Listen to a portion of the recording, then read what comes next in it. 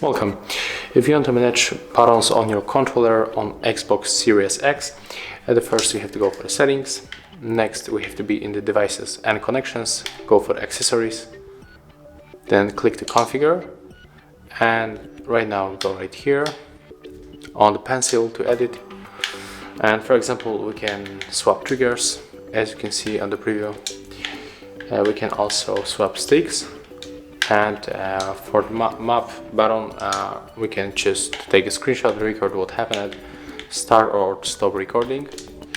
And when you go for the share button, you can just simply go for the A. We can set it up on the X or Y. And we can also restart to default this case. So click here, then confirm. And also we can create a new profile.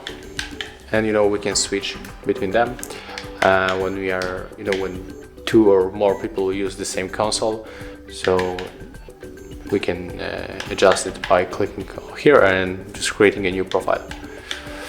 And of course, you are also able to copy that profile or just simply delete by clicking right here.